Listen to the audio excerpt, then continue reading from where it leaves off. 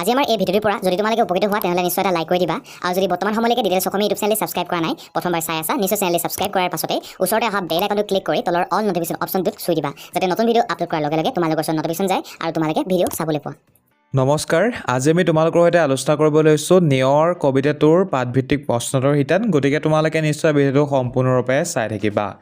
নিয়ৰ ক্ৰিয়াকলাপ ক পাঠভিত্তিক ক্ৰিয়া। 1 নম্বৰ প্ৰশ্নটো কৈছে কবিতাটো শুদ্ধ আৰু স্পষ্টকৈ পঢ়া আৰু আবৃত্তি কৰা।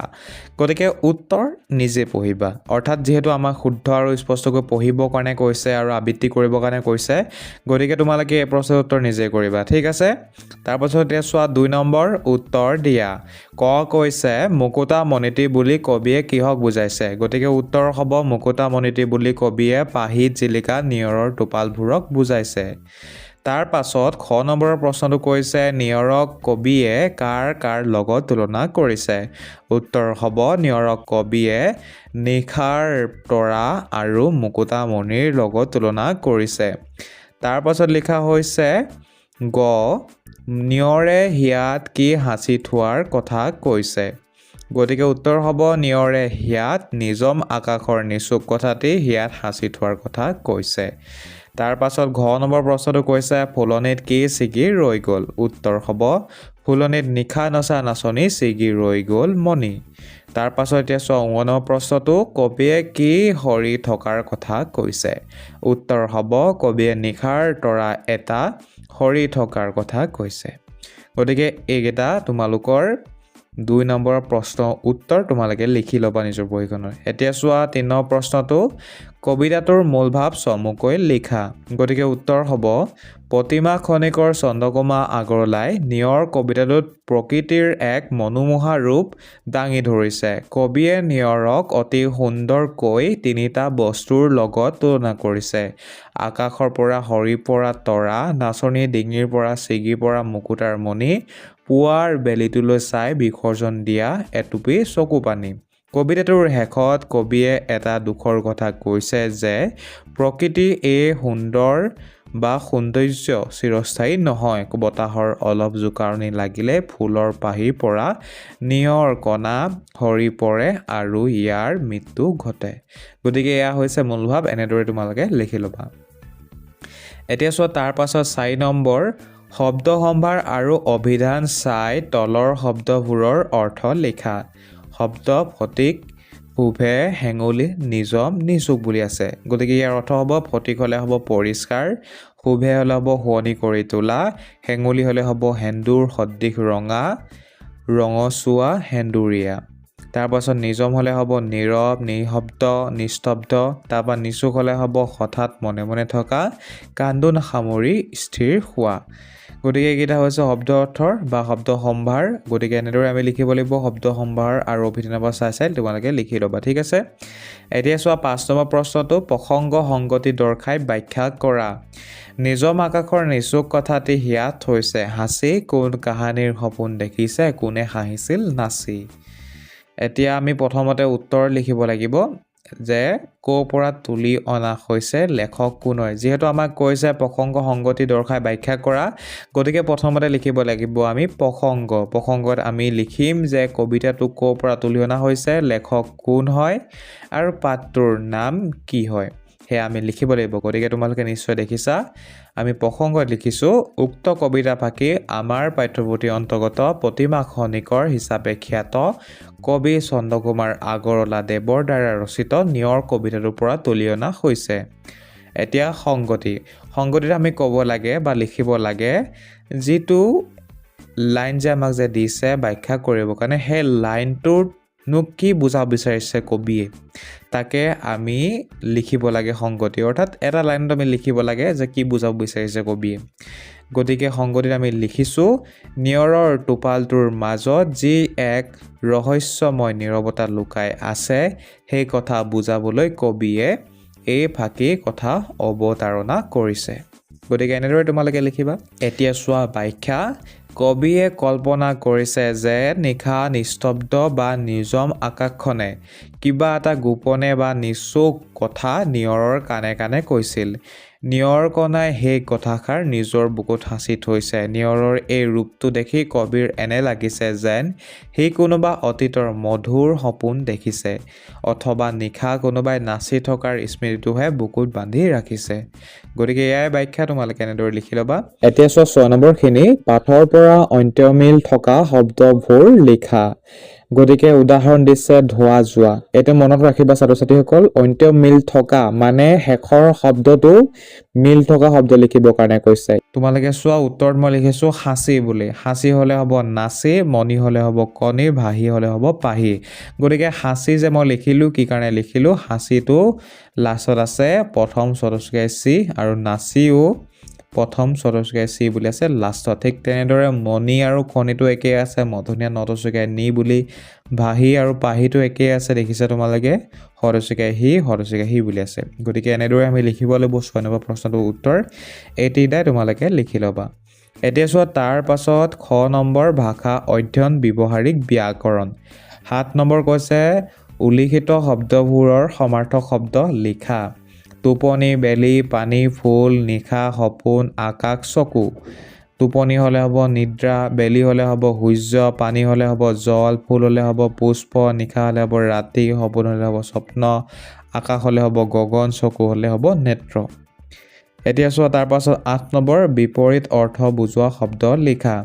চিগা আছে প্ৰথমতে, চিগা হ'লে হ'ব যোৰা, সৰহ হ'লে হ'ব নৰক, পুৱা হ'লে হ'ব গধূলি, দিন হ'লে হ'ব ৰাতি, নিজম হ'লে হ'ব হুলস্থুল বা কোলাহল, হাঁহি হ'লে হ'ব কান্দোন। গতিকে এইকেইটা বিপৰীত অৰ্থ বুজোৱা শব্দ লিখিলোঁ আমি, বা তোমালোকে নিশ্চয় লিখি ল'বা। এতিয়া চোৱা 9 নম্বৰ বাক্য ৰচনা কৰা। মুকুতা, পাহি, শুভে, নিচুক, ফুলজুপি, ফটিক। মুকুতা আমি লিখিছোঁ বাক্য ৰচনা। পুৱাৰ ঘাঁহৰ ওপৰত নিয়ৰৰ কণাবোৰ মুকুতা মণিৰ দৰে জিলিকি থাকে। তাৰপিছত পাহি, বতাহত কঁপি থকা গোলাপ ফুলৰ পাহিকেইটা চাবলৈ অতি ধুনীয়া। তাৰপাছত শুভে, পদুম ফুলৰ উপস্থিতিয়ে পুখুৰীটোৰ মাজত অতিশয় শুভে। তাৰপাছত নিচুক, নিয়ৰৰ কণাবোৰে যেন নিশাৰ আকাশৰ কোনো এক নিচুক কথা হিয়াত সাঁচি থৈছে। ফুলজুপি, বাৰীৰ চুকত থকা তগৰ ফুলজুপি ফুলেৰে ভৰি পৰিছে। এতিয়া তাৰ পাছত লিখিবা ফটিক। নৈ ফটিক যেন পৰিষ্কাৰ পানীত মাছবোৰ সাঁতুৰি থকা দেখা যায়। এতিয়া ছাত্ৰ ছাত্ৰীসকল মন কৰা, জানুং আহা যে আছে, এই জানুং আহাখিনি তোমালোকে পোনপ্ৰথমতে নিশ্চয় ভালদৰে পঢ়িবা। ঠিক আছে, পঢ়ি লোৱাৰ পাছত তাৰ তলত যিখিনি প্ৰশ্ন আছে, অৰ্থাৎ 10 নম্বৰত যে প্ৰশ্ন এটা আছে, সেই প্ৰশ্নটোতে আমাক এইখিনিৰ পৰা সুধিছে। ঠিক আছে, সেই প্ৰশ্নটো মানে এইখিনিৰ পৰাই আহিছে। চোৱা এতিয়া তোমালোকে নিয়ৰ কবিতাতে থকা তৎসম আৰু তদ্ভৱ শব্দবোৰ বাছি উলিয়াই লিখা। তুমি জনা তৎসম আৰু তদ্ভৱ শব্দবোৰৰ এখন তালিকা প্ৰস্তুত কৰা। গতিকে দেখিছা তোমালোকে তৎসম আৰু তদ্ভৱ এই ওপৰত জানো অহাখিনিৰ পৰাই তুলি আনিছে বা কুৱেশ্যনটো সুধিছে। গতিকে আমি সেইখিনি জানিব লাগিব, সেয়েহে তোমালোকে নিশ্চয় চাই ল'বা পোনপ্ৰথমতে। গতিকে তোমালোকে এতিয়া পুনৰ 10 নম্বৰ প্ৰশ্নটো চোৱা। নিয়ৰ কবিতাটিত থকা তৎসম আৰু তদ্ভৱ শব্দবোৰ বাছি উলিয়াই লিখা। তুমি জনা তৎসম আৰু তদ্ভৱ শব্দবোৰৰ এখন তালিকা প্ৰস্তুত কৰা। আমাক পোনপ্ৰথমতে আমাৰ যিটো লেচন আছে প্ৰথম নিয়ৰ, সেই লেচনটোৰ পৰা যিখিনি শব্দ ওলাব পাৰে তৎসম আৰু তদ্ভৱ শব্দ, সেইখিনি বাচিবৰ কাৰণে কৈছে পোনপ্ৰথমতে। তাৰপাছত আমি যিখিনি জানো তাক লিখিবৰ কাৰণে কৈছে। গতিকে আমি উত্তৰটো দুভাগে লিখিব লাগিব। ঠিক আছে, তোমালোকে উত্তৰটো দুটা দেখিছা, কিন্তু উত্তৰ মাত্ৰ এবাৰ লিখিলে হ'ব।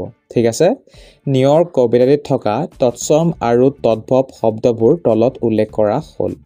তৎসম শব্দত আমি লিখিছোঁ মণি, নিশা, আকাশ, বায়ু, শুভে ইত্যাদি।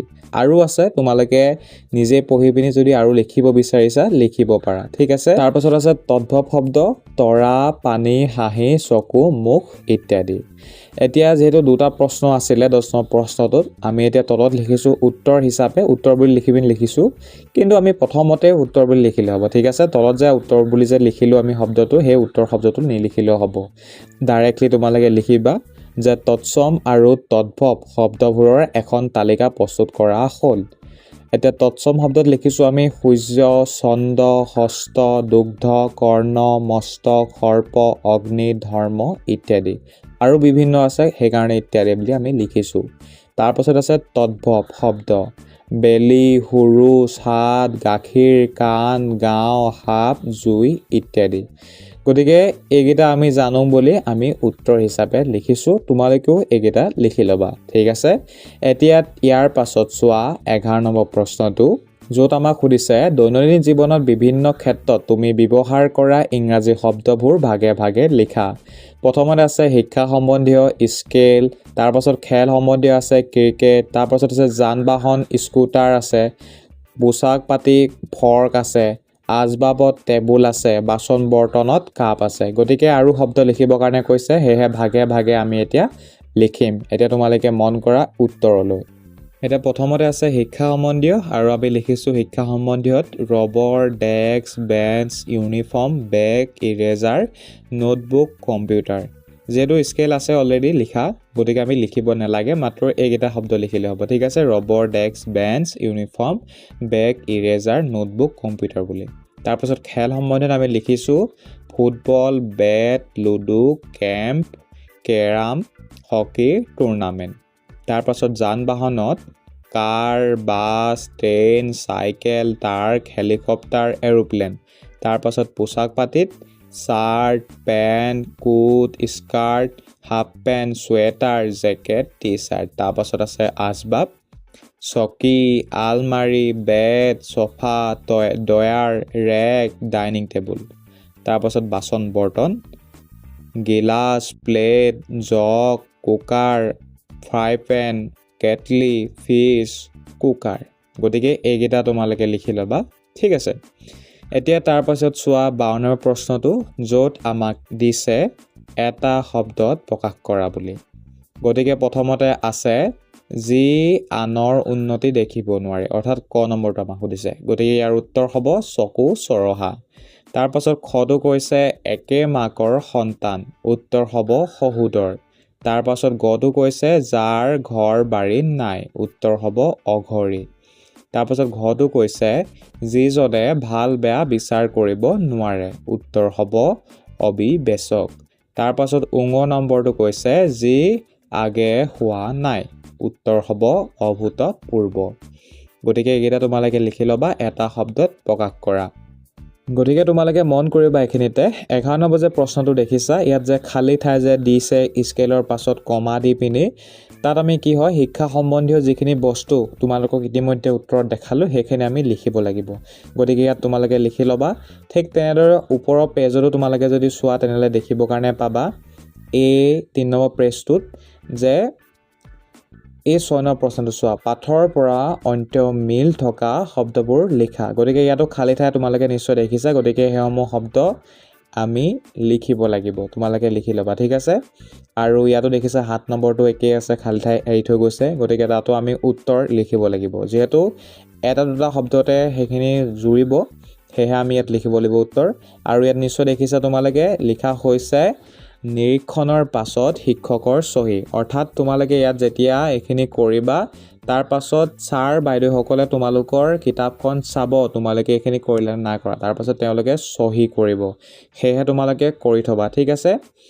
আৰু নিশ্চয় তোমালোকে জানো আহাখিনি পঢ়ি থবা, ইতিমধ্যে পঢ়িবৰ কাৰণে ক'লোঁ, যদিও পুনৰ এবাৰ তোমাক কৈ দিছোঁ বা তোমালোকক কৈছোঁ যে জানো আহাখিনি পঢ়িবা, কাৰণ ইয়াৰ পৰা তোমালোকৰ এই 10 নম্বৰ প্ৰশ্নটো সুধিছে, ঠিক আছে। তাৰ তলতো আছে প্ৰশ্ন এটা সুধিছে, যিটো প্ৰশ্ন তোমালোকে সেই জানো আহাখিনি পঢ়িলেহে কৰিব পাৰিবা। গতিকে তোমালোকে নিশ্চয় পঢ়িবা। দেখিছা 18 নম্বৰ প্ৰশ্নটো, 18 নম্বৰ প্ৰশ্নটোত তাৰ পৰাই সুধিছে, অৰ্থাৎ সকলোৱে মিলি অসমীয়া ভাষাত থকা তৎসম আৰু অৰ্ধ তৎসম শব্দৰ এখন তালিকা কৰি শ্ৰেণী কোঠাত ওলমাই থোৱা। গতিকে এই প্ৰশ্নটো তাৰ পৰা আহিছে, সেইকাৰণে আমি জানি থোৱাখিনি জানি থ'ব লাগিব, সেইকাৰণে জানি থ'বা, ঠিক আছে। গতিকে এতিয়া চোৱা 13 নম্বৰৰ প্ৰশ্নটো, নিয়ৰ কবিতাটিত পোৱা তৰা, আকাশ, পানী, কথা, হিয়া, সপোন, চকু আদি শব্দযুক্ত হৈ গঠিত খণ্ড বাক্যবোৰে বাক্য ৰচনা কৰা। প্ৰথমতে আছে তৰা নৰা চিঙি, গতিকে ব্ৰেকেটত অৰ্থটো লিখা আছে, ঠিক আছে। ডাইৰেক্টলি মই পঢ়ি দিছোঁ, বাক্য ৰচনা কি লিখিছোঁ, চোৰে পুলিচক দেখি তৰা নৰা চিঙি দৌৰিছিল। গতিকে তৰা নৰা চিঙি মানে কি হয়, বৰকৈ বেগাই, ইমান বেগাই যে উজতিত বন আদি ছিঙি যায়, অৰ্থাৎ মানে পলায় যে, পুলিচ এজনক যেতিয়া দেখিলে চোৰে, তেতিয়া কেনেকৈ পলাব তেওঁ, নিশ্চয় গম পাইছা, বুজি পাইছা তোমালোকে। তাৰপাছত আছে আকাশত চাং পতা। আকাশত চাং পাতি ফুৰা মানুহে জীৱনত উন্নতি কৰিব নোৱাৰে। তাৰপাছত পানীৰ তলৰ কাঁইট। পানীৰ তলৰ কাঁইটৰ পৰা আমি সদায় সাৱধান হোৱা উচিত। তাৰপাছত আছে কথা চহকী। মোৰ বন্ধু এজন কথা চহকী লোক বা কথা চহকী। হিয়াৰ আমঠু। মাক দেউতাকৰ বাবে সন্তান সদায় হিয়া আমঠু। আমি লিখিব পাৰোঁ জুবিন গাৰ্গ হিয়াৰ আমঠু অসমৰ বুলি। ঠিক আছে, তোমালোকে যদি বিচাৰা লিখি দিবা। অলিক সপোন। কেৱল অলিক সপোন দেখি হাত সাৱটি বহি থকাৰ বাবে আজি চাকৰি হেৰুৱালে। তাৰপৰা চকু চৰহা। চকু চৰহা লোকৰ পৰা দূৰত্ব বজাই ৰাখিবলৈ চেষ্টা কৰিব লাগে। গতিকে এইকেইটাই হৈছে তোমালোকৰ 13 নম্বৰৰ প্ৰশ্ন উত্তৰ। তোমালোকে এনেদৰেই লিখি ল'বা। ঠিক আছে, এতিয়া চোৱা তাৰ পাছত 14 নম্বৰৰ প্ৰশ্নটো। তলৰ বাক্যকেইটিৰ খালী ঠাইত অৰ্থৰ লগত সংগতি ৰাখি ভাঙি ছিঙি বহুৱাই পূৰ কৰা। এতিয়া আমি ডাইৰেক্টলি উত্তৰকে পঢ়িম। ঠিক আছে, উত্তৰ ক, মেৰামতি নকৰা বাবে জহি খহি ঘৰটো ভাগি গ'ল। তাৰপাছত খ, ধুমুহাই ঘৰটো ভাঙি পেলালে। তাৰপাছত গ, পুৰণা হোৱাৰ বাবে ৰছীডাল ছিগি থাকিল।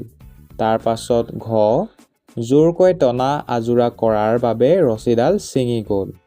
তাৰপাছত উঙ, এবছৰ নহওঁতে মথাৰিটো ছিগি গ'ল। তাৰপাছত প্ৰথম চ, বানপানীয়ে মথাৰিটো ছিঙি পেলালে। গতিকে আমি এনেদৰে কৰিব লাগিব 14 নম্বৰ প্ৰশ্নটো উত্তৰ। এতিয়া চোৱা তাৰ পাছত গ নম্বৰখিনি জ্ঞান সম্প্ৰসাৰণ। 15 নম্বৰ প্ৰশ্নটো কৈছে দলত বহি নিজৰ অভিজ্ঞতাৰ কথা কোৱা আৰু লগৰীয়া অভিজ্ঞতাৰ কথা শুনা। এতিয়া ক নম্বৰটো কৈছে পুৱা খালী ভৰিৰে নিয়ৰ সিক্ত দুবৰি গছকি পোৱা অনুভূতি।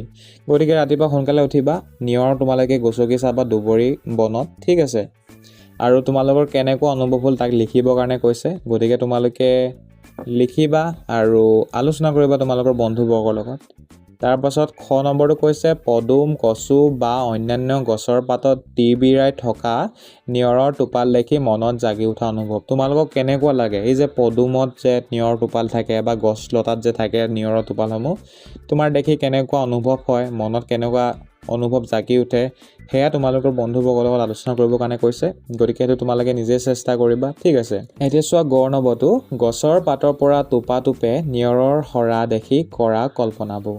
এতিয়া যে গছৰ যে পাতৰ পৰা যে টোপালবোৰ যে পৰে নিয়ৰৰ, সেইসমূহ দেখি তোমালোকে কেনেধৰণৰ চিন্তা কৰা মনত, সেই চিন্তাখিনি তোমালোকক আলোচনা কৰিবলৈ কৈছে তোমালোকৰ বন্ধুবৰ্গৰ লগত। গতিকে এইকেইটা তোমালোকে নিজেই কৰিবা। ঠিক আছে, তাৰপাছত এতিয়া চোৱা 16 নম্বৰটো সাঁথৰ ভাঙা। ক নম্বৰ কৈছে মৌ মাখি নহয় কিন্তু কৰে গুণ গুণ, বামুণ নহয় কিন্তু কান্ধত লগুণ। গতিকে উত্তৰ হ'ব যঁতৰ। তাৰ পাছত খ নম্বৰটো কৈছে ৰজা ঘৰৰ হাতী ধান খাই পাচি পাচি। গতিকে উত্তৰ হ'ব ঢেঁকী। এতিয়া চোৱা গ নম্বৰটো ৰজাৰ কাপোৰ তিয়াব পাৰি শুকুৱাব নোৱাৰি। উত্তৰ হ'ব জিভা। এতিয়া ইয়াৰ পাছত চোৱা ঘ প্ৰকল্প। 17 নম্বৰ প্ৰশ্নটো আমাক কৈছে চন্দ্ৰকুমাৰ আগৰৱালাৰ কবিতা সংগ্ৰহ কৰি শ্ৰেণীকোঠাত আবৃত্তি কৰা। গতিকে এটা মই কবিতা দি দিছোঁ যাৰ নাম হৈছে প্ৰকৃতি। তোমালোকে নিজৰ বহীখনত লিখি ল'বা। ঠিক আছে, আৰু আবৃত্তি কৰিবৰ কাৰণে যিহেতু কৈছে শ্ৰেণীকোঠাত, তোমালোকে শ্ৰেণীকোঠাত আবৃত্তি কৰিবা তোমালোকে এই কবিতাটো। গতিকে মই পঢ়ি নিদিওঁ, তোমালোকে মাত্ৰ কবিতাটো মই কি লিখিছোঁ সেয়া তোমালোকৰ নিজৰ বহীখনত ধুনীয়াকৈ লিখি ল'বা, আৰু ছাৰ বাইদেউসকলক দেখাই দিব পাৰা যে ছাৰ বাইদেউসকল মই এইটো কৰি আনিছোঁ, কেনেকুৱা হৈছে বা শুদ্ধ হৈছে না হোৱা চাই দিয়ক বুলি তোমালোকে দেখাব পাৰা। গতিকে লিখি লোৱা তোমালোকে, মই পঢ়ি নিদিওঁ। ঠিক আছে, আৰু তোমালোকে যদি প্ৰয়োজন হয় ভিডিঅ'টো অলপমান ৰখাই ল'ব পাৰা লিখিবৰ কাৰণে। ঠিক আছে, আশা কৰিছোঁ তোমালোকে লিখি ল'লা। এতিয়া চোৱা তাৰ পাছত 18 নম্বৰৰ প্ৰশ্নটো সকলোৱে মিলি অসমীয়া ভাষাত থকা তৎসম আৰু অৰ্ধ তৎসম শব্দৰ এখন তালিকা কৰি শ্ৰেণীকোঠাত ওলোমাই থোৱা। গতিকে ইতিমধ্যে মই তোমালোকক জানো আহা সেইখিনি পঢ়িবৰ কাৰণে কৈছিলোঁ, আৰু সেইখিনিৰ পৰাই তোমালোকে এই প্ৰশ্নটোৰ উত্তৰ কৰিব পাৰিবা।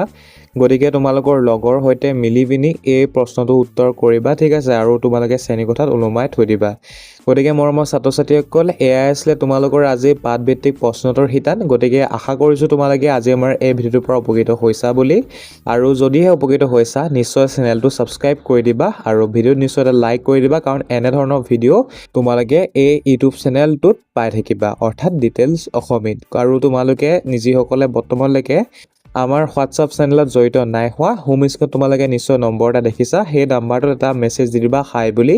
মেছেজ কৰাৰ লগে লগে আমাৰ হোৱাটছআপ চেনেলৰ লিংক পাবা। গতিকে আমাৰ হোৱাটছআপ চেনেলটোত তোমালোকে জড়িত হৈ ল'বা, কাৰণ তাত আমি তোমালোকৰ কাৰণে সম্পূৰ্ণ বিনামূলীয়া ফ্ৰী MCQ টেষ্ট পাতি আছোঁ, ঠিক আছে। গতিকে জড়িত হৈ ল'বা। আৰু তোমালোকে যেতিয়া 9, 10, 11, 12 পাবাগৈ, তেতিয়া তোমালোকে আমাৰ সেই হোৱাটছআপ চেনেলৰ যোগেদি সহায় পাবা। গতিকে জড়িত হৈ ল'বা, ঠিক আছে, যিসকলে জড়িত বৰ্তমানলৈকে হোৱা নাই। গতিকে ভিডিঅ'টো আজি আমাৰ ইমানটোৱে সমাপ্ত কৰিছোঁ। ভিডিঅ'টো চোৱাৰ কাৰণে পুনৰ এবাৰ ধন্যবাদ। জয় অসম।